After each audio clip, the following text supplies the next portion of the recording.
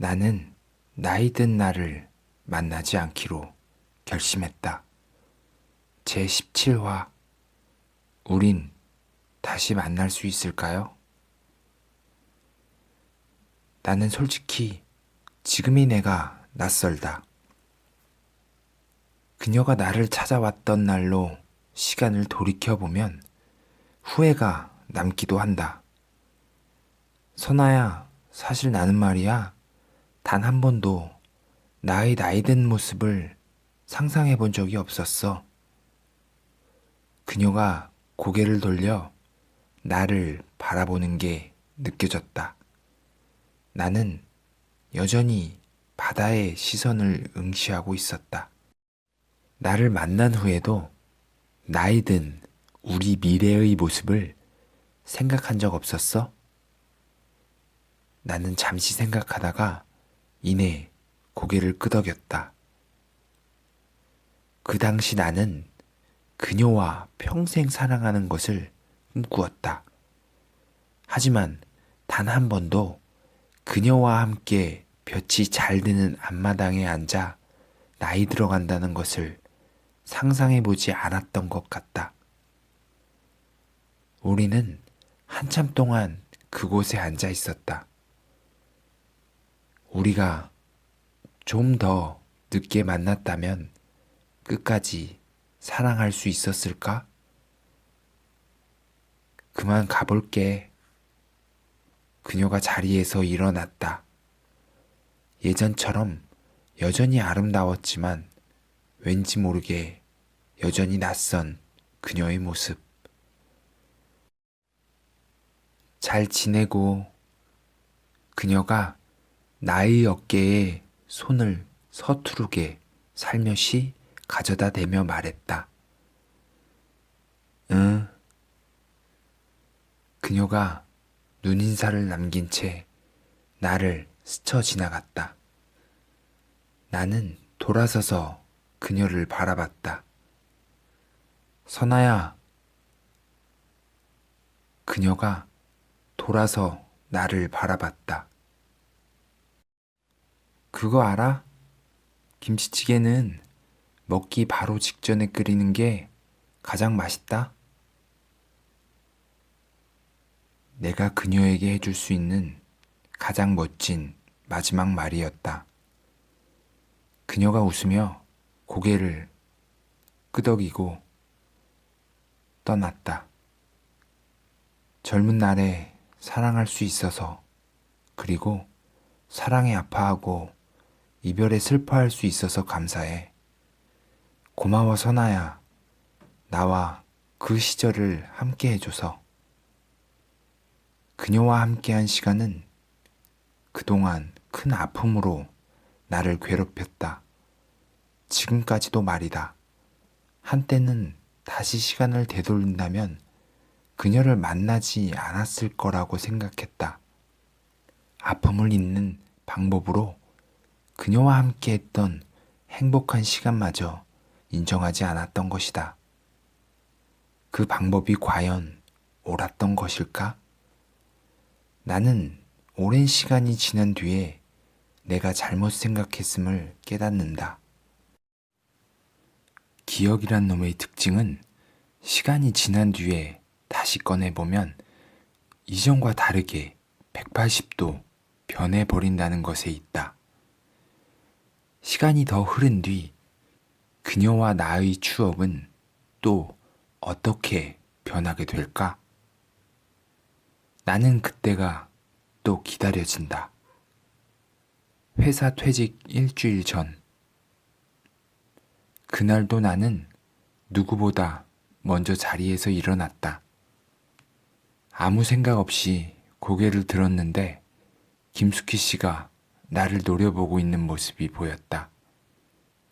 너무나 익숙한 장면에 나는 아무렇지 않게 돌아섰다.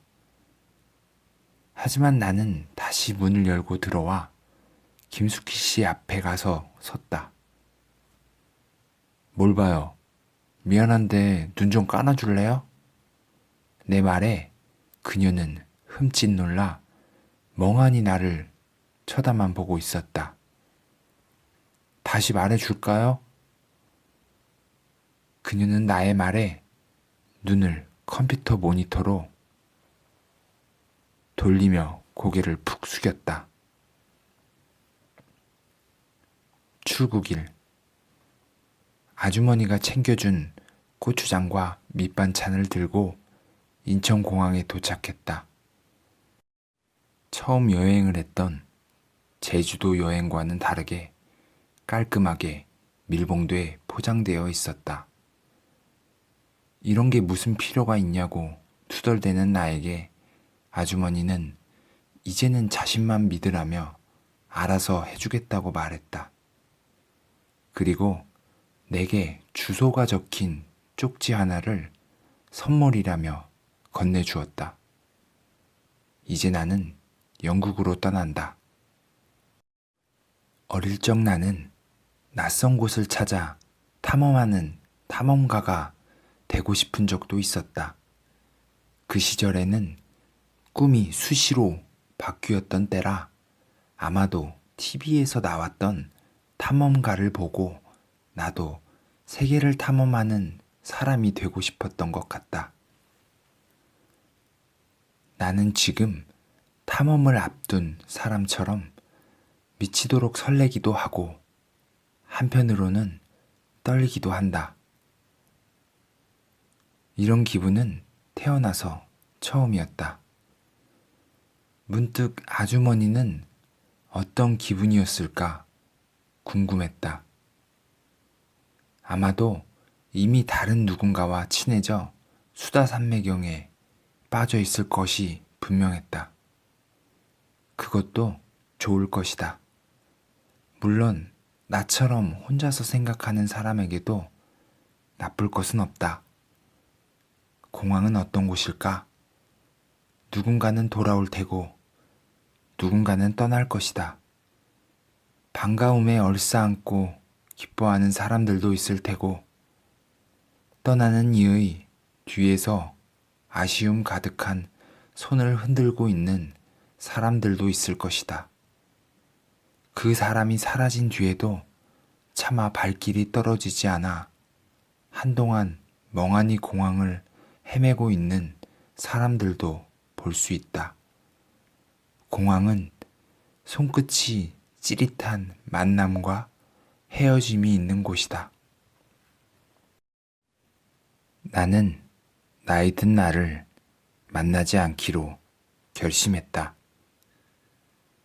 제18화 마지막 회 나이 든 나를 만나는 방법. 나 결정했어요. 배낭여행 가보려고요. 정말 잘 됐네요. 비행기표랑 철도 패스 고마워요.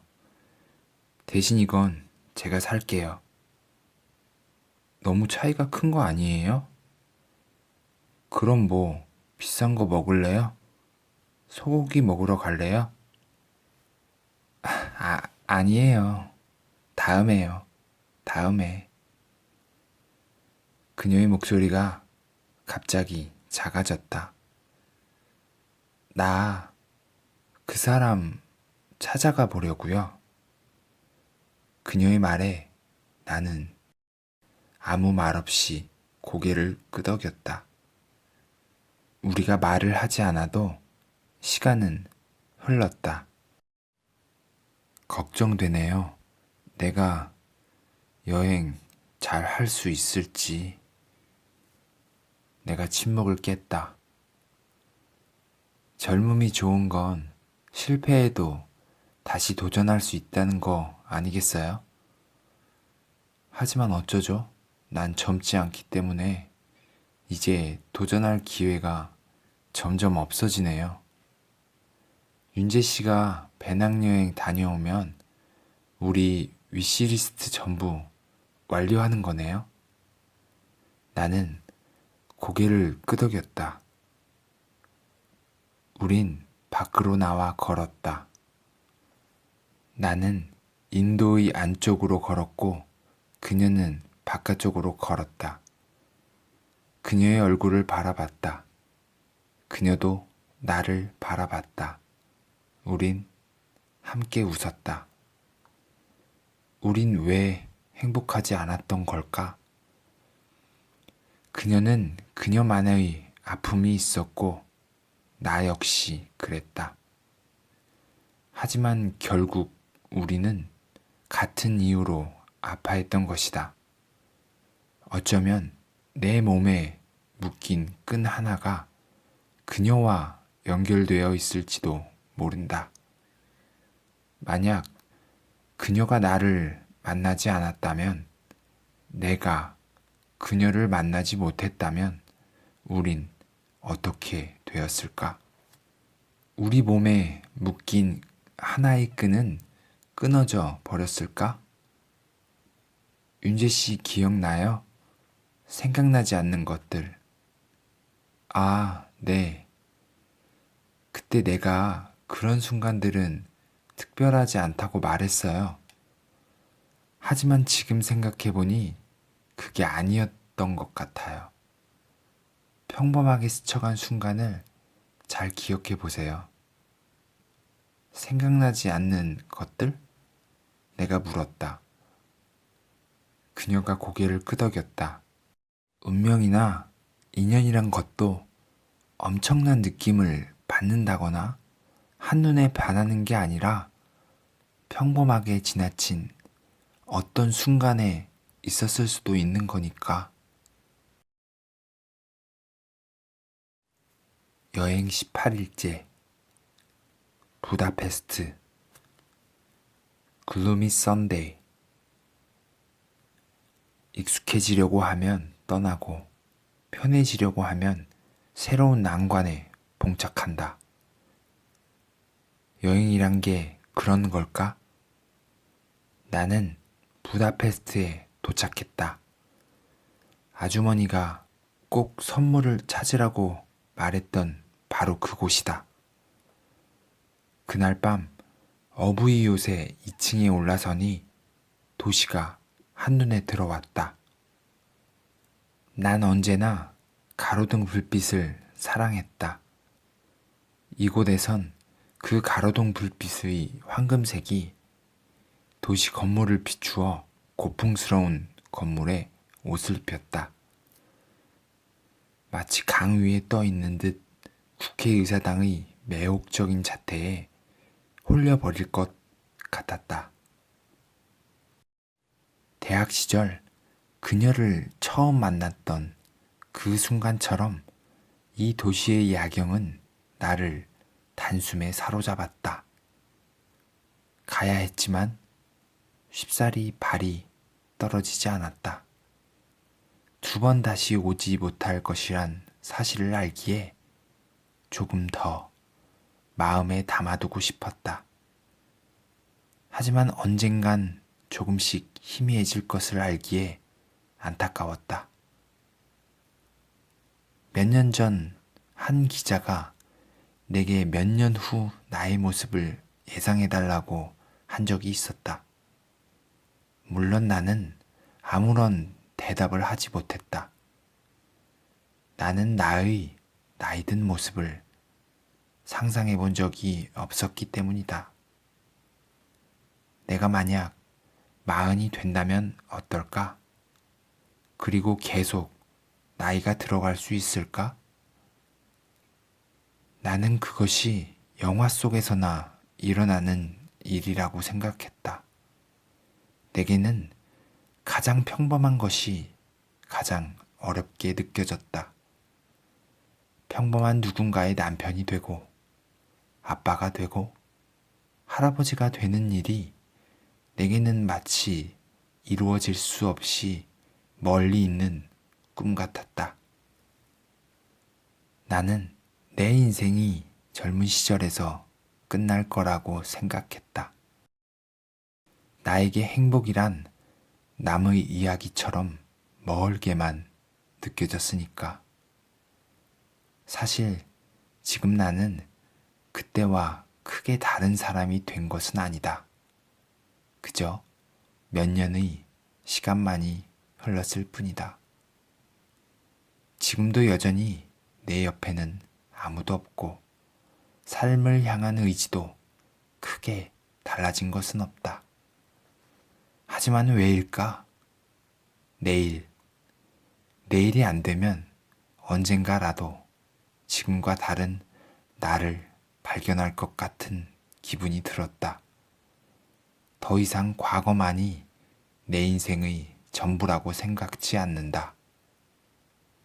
그리고 내 몸과 연결되어 있는 끈을 끊을 수는 없다. 이제는 내가 내 몸의 끈을 끊어버리면 중심을 잃게 되는 사람들이 있기 때문이다. 기자가 내게 물었던 그 질문을 나는 단 한 번도 잊었던 적이 없다. 하지만 내게 단 한 번도 묻지 않았다. 나는 이곳에서 다시 그때의 그 질문을 꺼내 생각해 본다. 지금보다 조금 늙어 있을 테고, 어쩌면 누군가의 남편, 아빠가 되어 삶에 이리저리 치이며 살아가고 있을지도 모르겠지만, 그런 순간이 한편으론 기다려지기도 한다. 나는 황금빛 조명이 비추는 계단을 빠른 걸음으로 내려가고 있었다.